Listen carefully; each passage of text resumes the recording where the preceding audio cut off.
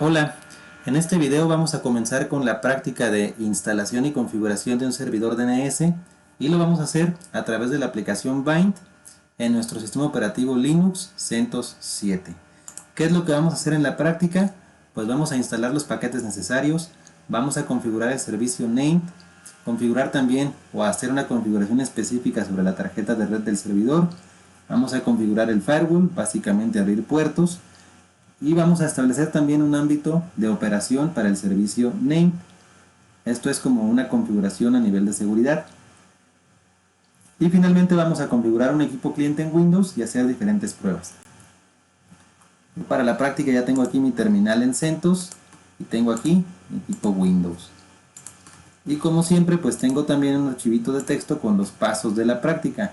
Lo primero que vamos a hacer es llevar a cabo la instalación de los paquetes necesarios a través del comando yum -y install bind y bind utils. Yo ya lo ejecuté, a mí me va a aparecer que ya están instalados. Ahí dice que ya no hay nada que hacer, que ya están todos instalados. Y bueno, que no hay ningún paquete bind utils, a lo mejor en esta versión de CentOS 7 ya no existe. De todas maneras no es necesario, no importa. Con el puro paquete bind va a ser suficiente. Limpio la pantalla aquí. Y ahora el siguiente paso nos dice editar el archivo de configuración y este archivo se encuentra en el directorio etc y se llama named.conf. Lo primero, como siempre les recomiendo, hagan una copia de seguridad. Aquí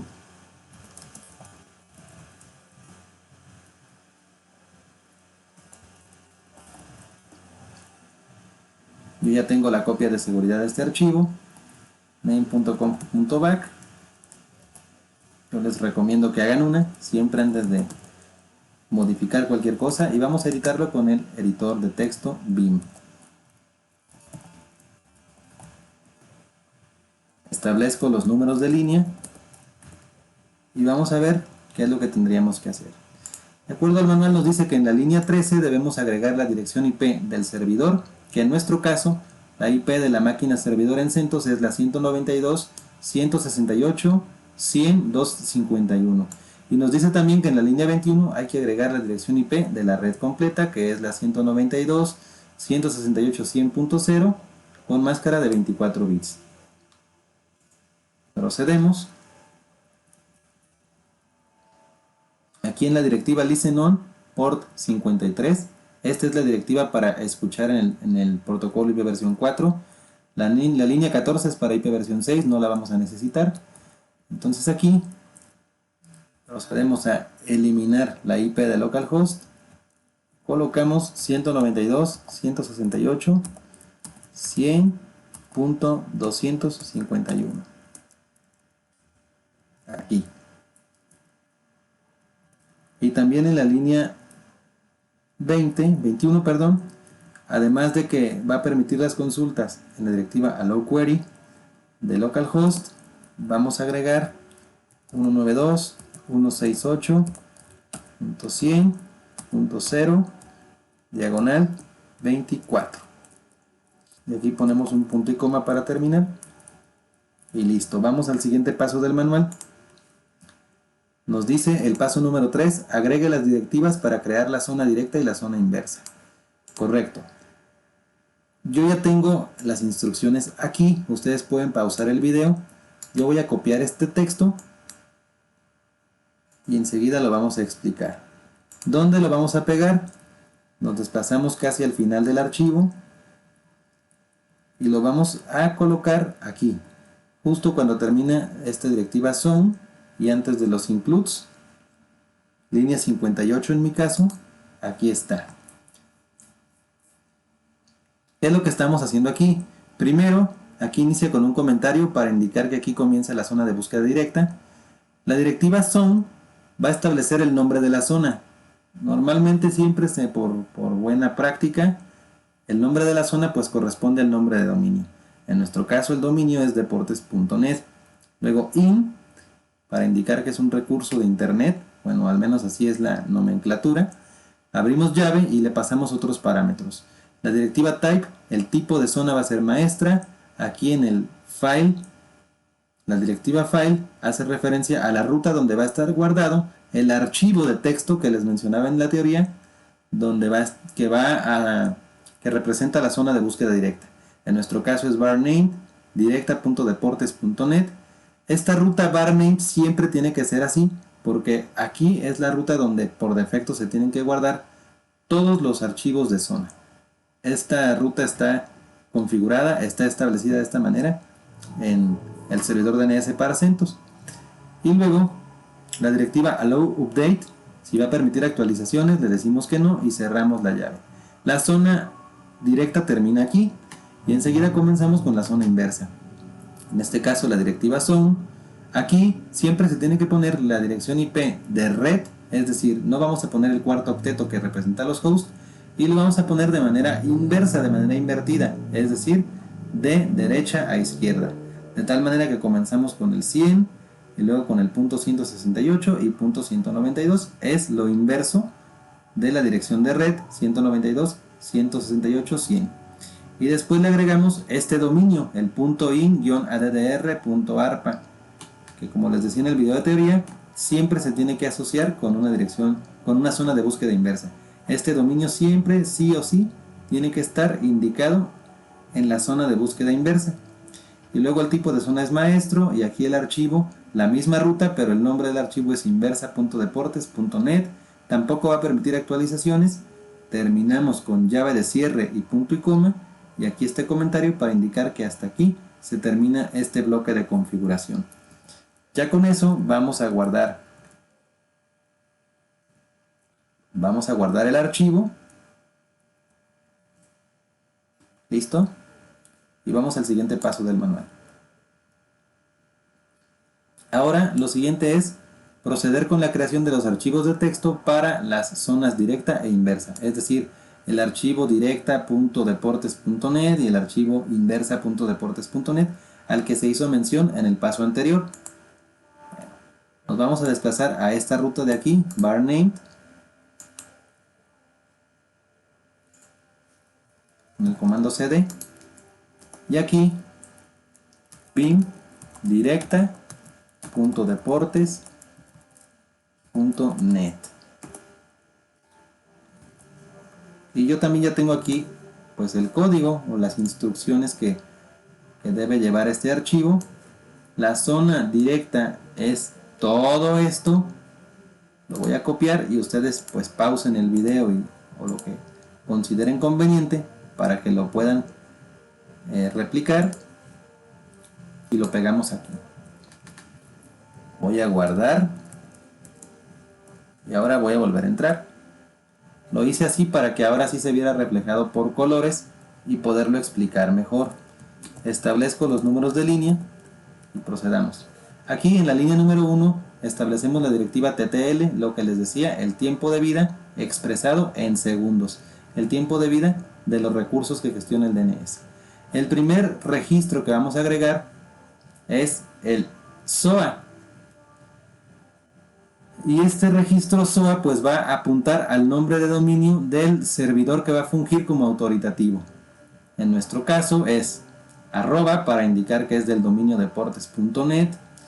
Luego el in, que hace referencia, eso se llama clase. El in se le denomina clase, significa internet, es decir, recurso de internet. El SOA, Start of Authority, el tipo de registro es un SOA. Y luego el nombre de dominio, ns1, que es nuestro name server 1, digamos, .deportes.net. Aquí ustedes pueden poner el nombre que quieran, pero siempre se recomienda respetar el dominio que declararon en los archivos de zona, en el archivo de configuración, perdón. Y esta parte de acá hace referencia al correo electrónico del administrador. No lleva arroba, el arroba se sustituye con el primer punto, en este caso angel.deportes.net. Y aquí pues este punto reemplaza el arroba. Observen este punto de aquí al final y este punto de aquí al final. Este punto pues hace referencia al directorio raíz que veíamos en el documento de teoría. Luego el parámetro serial. Aquí por convención, por buena práctica, se estila colocar la fecha de creación del archivo en formato de año mes día. Formato de año mes día.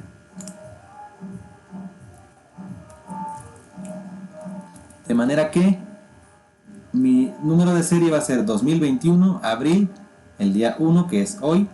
Bueno, fue ayer, perdón. Y el número de versión, que es la 01.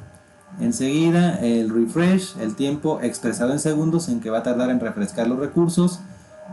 Reintentar en segundos en caso de que el recurso no esté disponible en el momento. Y después también expresado en segundos el tiempo de vida o el tiempo en que va a expirar ese recurso y el tiempo mínimo de TTL. Ahí está. Aquí cerramos la llave con la que terminamos este bloque y a continuación, a partir de la línea 9, empieza la declaración de los recursos que va a gestionar el servidor DNS. Observen que como esta es la zona de búsqueda directa, pues aquí comenzamos con los nombres y enseguida mapeando hacia la dirección IP a donde apuntan. El primer registro, como siempre les decía yo, en el video de teoría les hacía mención de que por cada registro SOA tenemos que agregar un registro de name server, de tipo name server, es este de aquí, con arroba para indicar que pertenece al dominio deportes.net, luego in, que es la clase que representa o significa internet, ns es el tipo de registro, name server, y aquí el dominio hacia donde apunta. Observen el punto del final, apunta al directorio raíz, esto representa el directorio raíz. Si no ponemos el punto del final, no nos va a funcionar, esto es obligatorio, es necesario para que funcione correctamente. Y este va a ser el nombre de nuestro servidor autoritativo, ns1.deportes.net. Aquí dice se declara el servidor autoritativo y a continuación vamos a mapear los recursos que queremos gestionar. Yo aquí le estoy diciendo que voy a tener un nombre que va a ser ns1.deportes.net y que se va a mapear a través de un registro de tipo address con la IP 251. Voy a tener un recurso que va a ser www.deportes.net y se va a mapear con la IP 33. Otro recurso que va a ser fútbol.deportes.net y se va a mapear también por medio de un registro address con la IP 33. Y este soccer in CNAME, el CNAME es un nombre canónico, en otras palabras es un alias que va a apuntar al registro www. Es decir, que cuando yo ponga soccer.deportes.net va a resolver lo que tenga www.deportes.net, es decir, va a apuntar a la IP 33. Y lo mismo aquí. Este nombre canónico, este registro tipo CNAME de Sport, que va a apuntar al registro NS1, que es el que tenemos aquí, la IP 251. Y con eso terminamos el archivo de la zona de búsqueda directa. Ahora vamos a crear el archivo de la zona de búsqueda inversa. Inversa.deportes.net.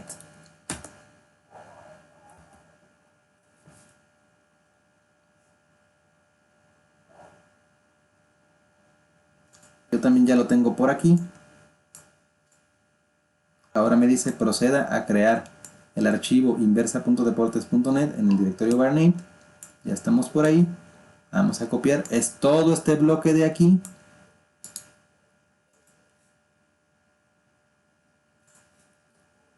Y lo vamos a copiar aquí. Igual que el anterior, voy a guardar los cambios y voy a volver a entrar para que se vea con colores. Aquí establezco los números.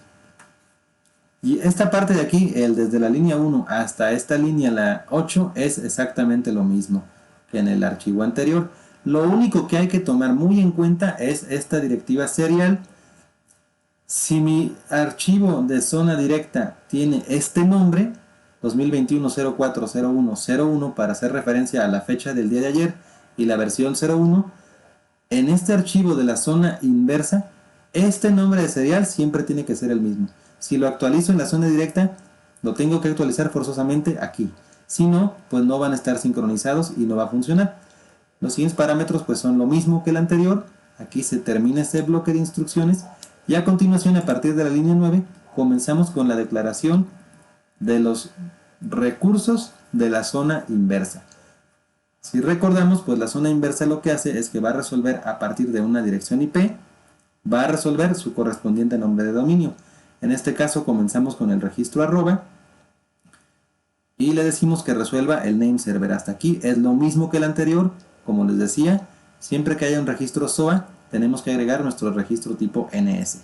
Y aquí empiezan los registros PTR, que son, como les decía en el video teoría, los que resuelven a partir de una IP, resuelven un determinado nombre de dominio.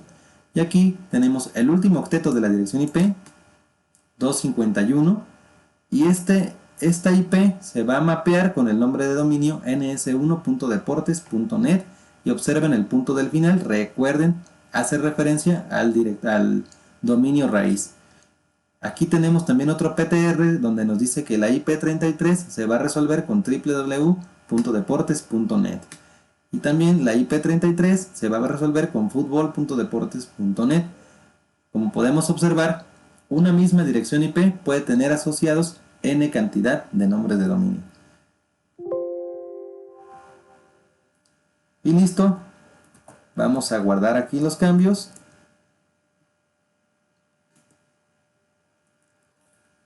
Y vamos al siguiente paso del manual. Ahora nos dice que procedamos a arrancar y habilitar el servicio que se llama name. Y tenemos estos comandos: systemctl start name. Voy a limpiar la pantalla para que se aprecie mejor. Ahí está. Si esto no funciona, es porque hay algo equivocado en el archivo de configuración. Vamos a revisar el status. Ok, aquí me dice que el servicio está activo y está corriendo, y que tiene todas las zonas cargadas, y que también están todo en ejecución. Correcto. Vamos al siguiente paso del manual.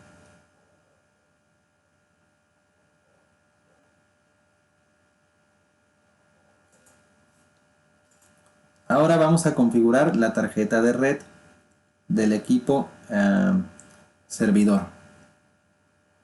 ¿Qué es lo que vamos a hacer? Pues vamos a configurar los parámetros de la tarjeta de red de manera estática. Vamos a asignar la directiva boot proto de manera estática.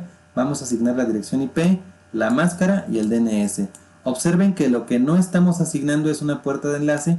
¿Por qué? Pues porque vamos a configurar, el servidor que estamos configurando no tiene a priori acceso a internet. Es un servidor DNS local. Entonces vámonos a configurar la tarjeta de red. Voy a limpiar la pantalla aquí y me voy a ubicar en el directorio etc sysconfig, luego network scripts, y aquí voy a hacer una copia de seguridad del archivo ifc fg-ens 33.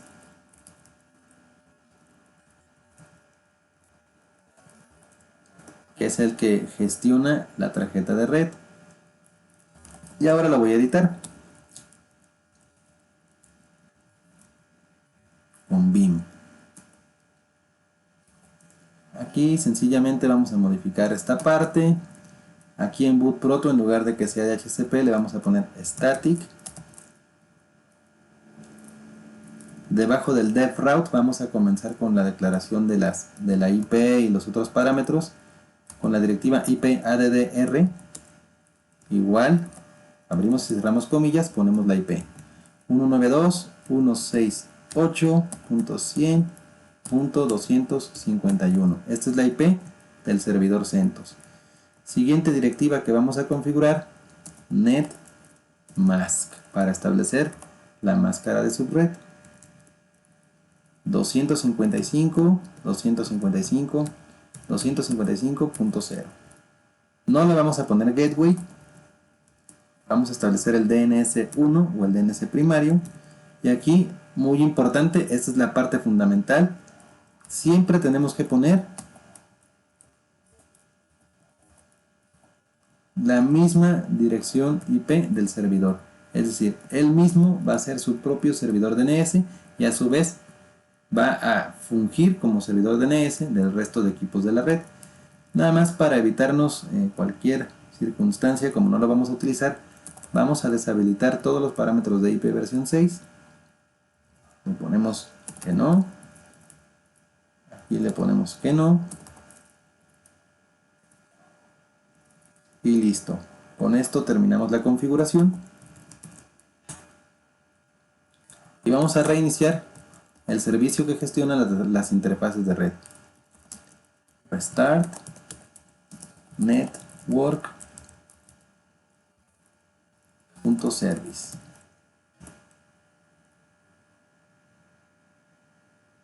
Ahí está. Igual si no reinicia es porque algo salió mal. Verificamos el estatus y aquí me dice que la tarjeta de red está activa y en ejecución. Correcto. Limpiamos la pantalla aquí y vamos al siguiente paso del manual.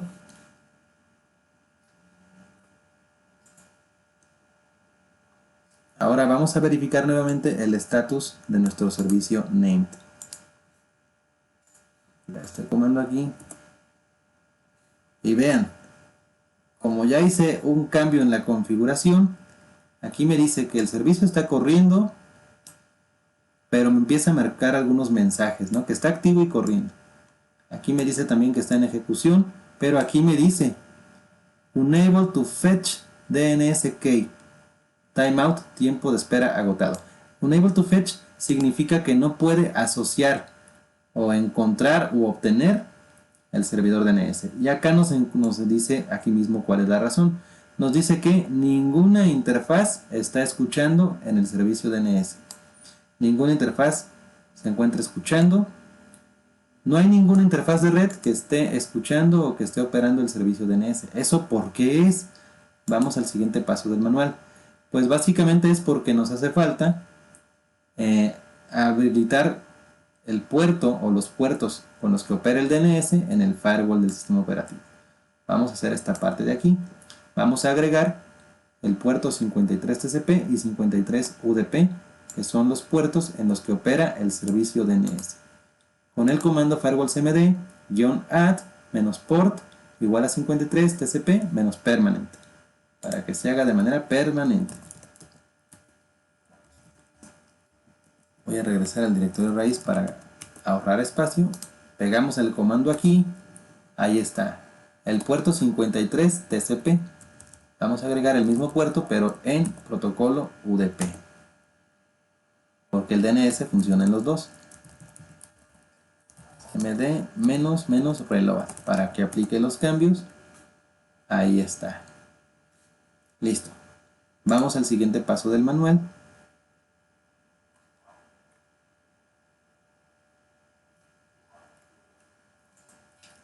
Bueno, vamos a verificar primero el estatus del servicio nuevamente.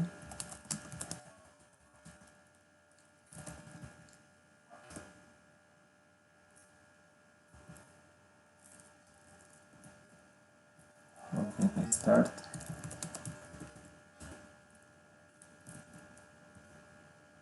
Ok, reiniciamos el servicio con systemctl restart name y volvemos a verificar el estatus. Y ahora observen que ya me dice que todas las zonas están corriendo y que el servicio se encuentra en ejecución. Es decir, ya no me está indicando que no hay ninguna interfaz escuchando en el puerto 53. O bueno, que no hay ninguna interfaz escuchando pues en el servicio DNS. Con eso ya se solucionó el problema. Vamos al siguiente paso del manual.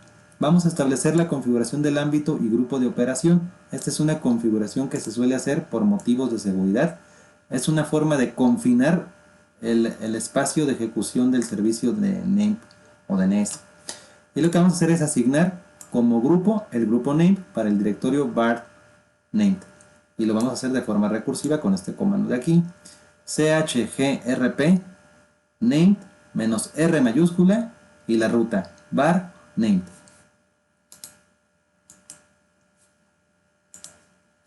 Pegamos aquí. Vamos a ver el siguiente comando.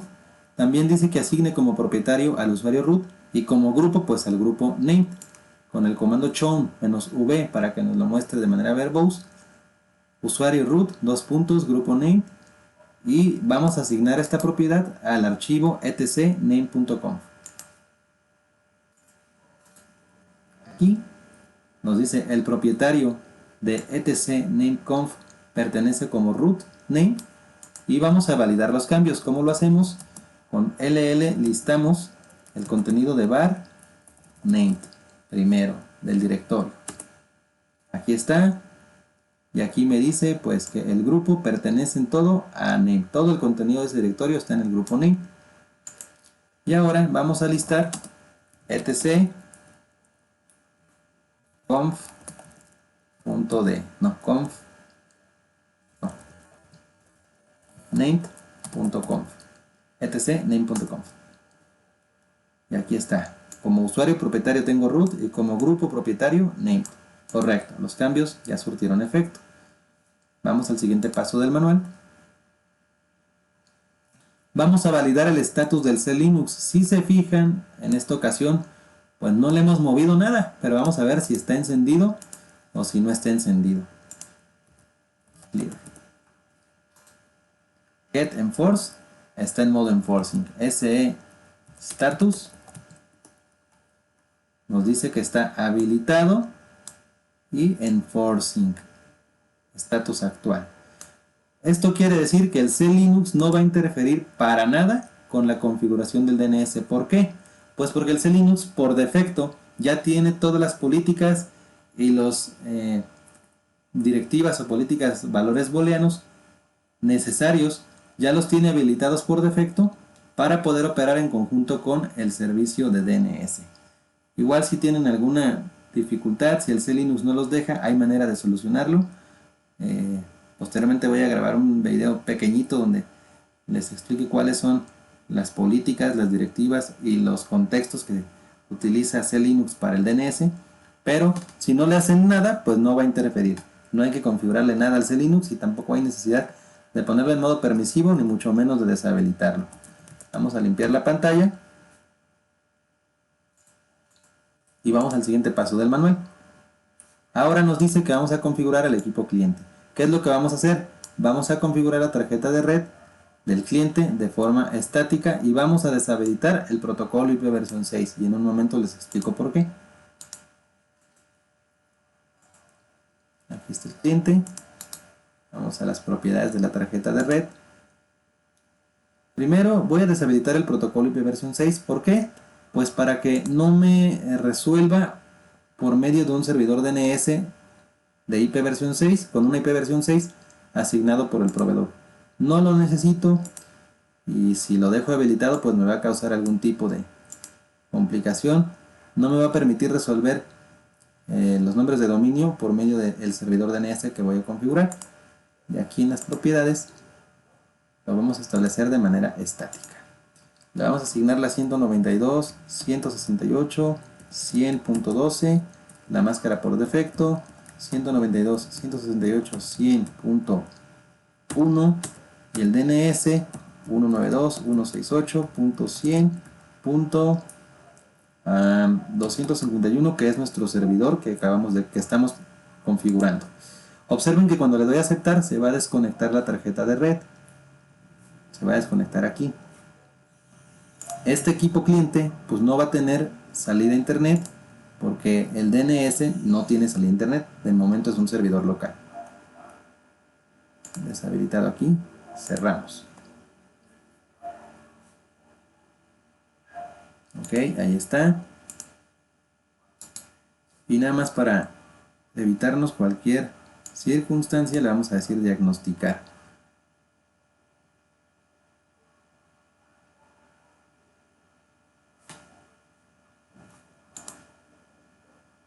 Vamos a esperar a que realice el diagnóstico. Esto es como para que actualice y limpie cualquier otra configuración que pudiera causarnos conflicto con la máquina cliente.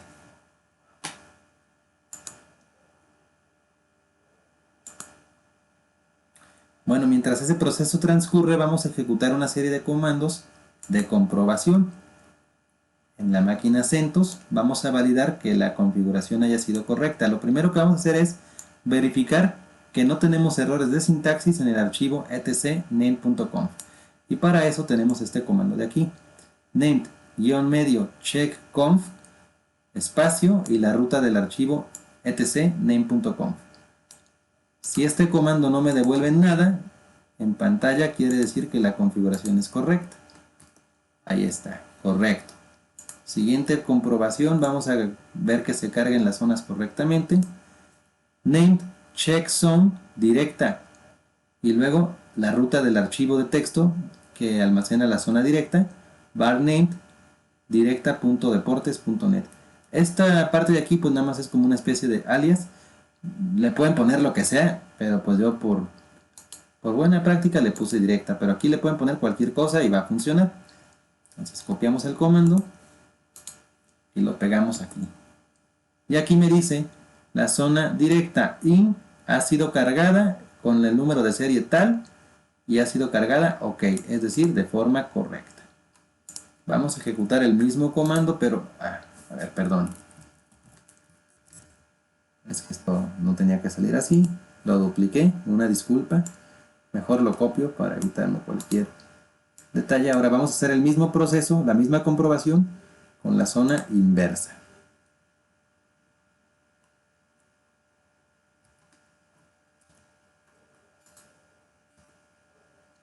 Y aquí está, me dice la zona inversa ha sido cargada con el número de serie tal y ha sido cargada ok.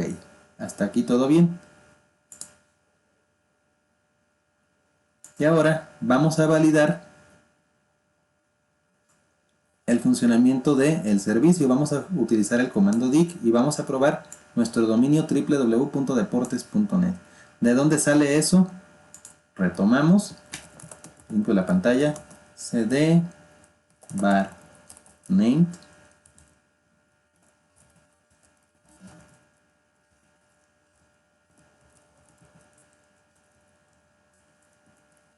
dim directa. Esta comprobación sale de este registro. Vamos a validar el registro www.deportes.net y lo vamos a hacer por medio de la herramienta dict. Y también vamos a validar el dominio futbol.deportes.net. Estamos aquí en la zona directa y vamos a comprobar con dict estos registros www.deportes.net y futbol.deportes.net. Vamos a ver qué nos resuelve. Limpio la pantalla otra vez, dict www.deportes.net.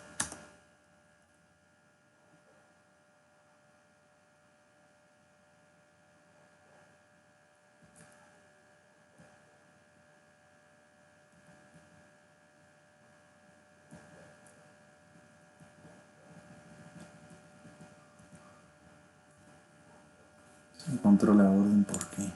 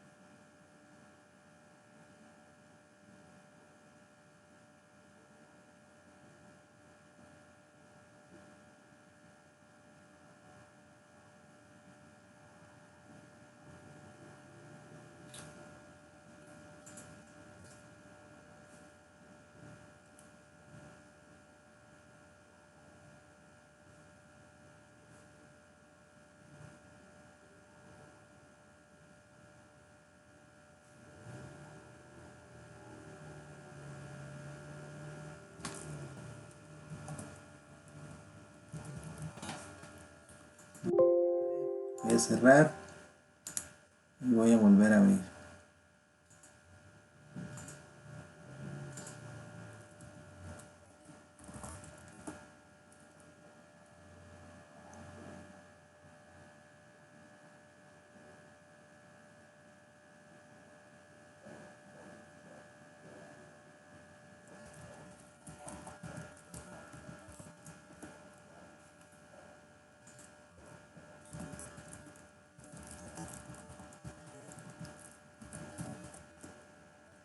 tengo el paquete DIG instalado, no sé por qué.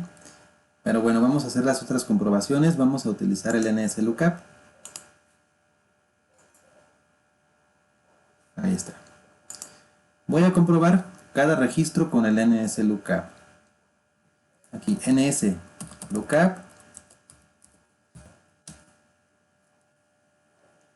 192, 168, 100.251. Aquí está. ns1.deportes.net me resuelve con la IP. Y aquí también. Correcto. Vamos a resolver la IP 100.33. Aquí me responde primero el servidor autoritativo, el NS1. Y aquí me dice fútbol.deportes.net.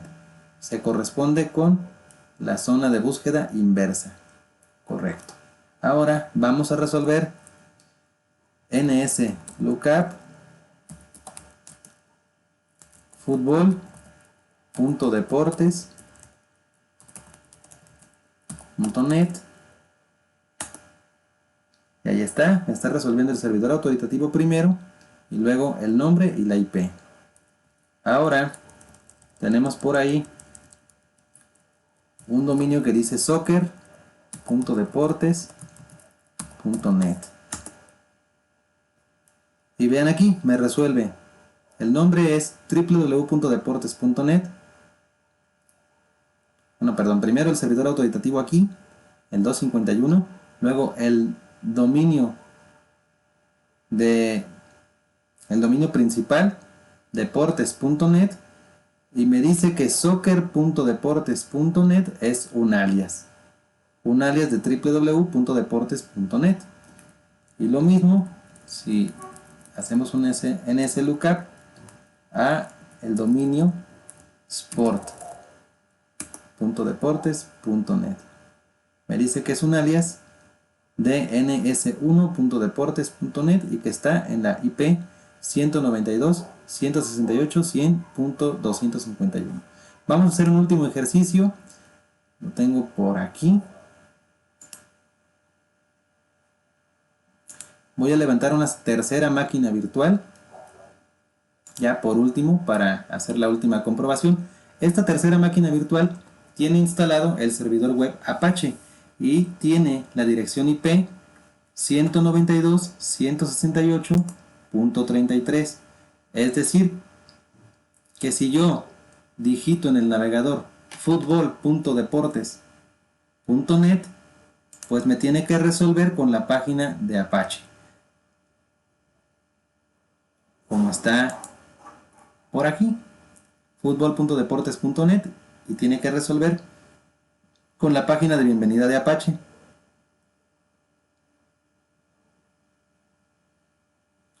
Igual, si le digo www.deportes.net, también tiene que responder con la dirección IP o con la página de bienvenida, perdón, del servidor Apache. A ver, vámonos aquí, ya levantó la máquina virtual. Aquí está. Ahora vamos al cliente, abrimos un navegador web, el que sea, en mi caso Google Chrome. Espero que no tarde mucho en abrir porque se me pasó a abrirlo desde el principio. Esta última comprobación pues nada más es para que veamos que efectivamente sí funciona la resolución de nombres de dominio. Ya si quisiéramos poner podríamos montar una página web con un sistema de gestión de contenidos o cualquier otra cosa y pues funcionaría. Creo que está tardando demasiado. O ahí va. Vamos a hacer la prueba aquí, a nivel de capa de red. Simplemente le voy a hacer un ping a www.deportes.net. Y ahí está, me está respondiendo con la IP33. Lo mismo si hago un ping a fútbol.deportes.net. Me responde con la misma IP33. Y ahora entramos aquí, .deportes.net. Y aquí me muestra la página de bienvenida del servidor Apache. Este servidor Apache se está ejecutando aquí, en esta máquina virtual de CentOS, que si yo le digo root y le pongo la contraseña y le digo que me muestre la dirección IP,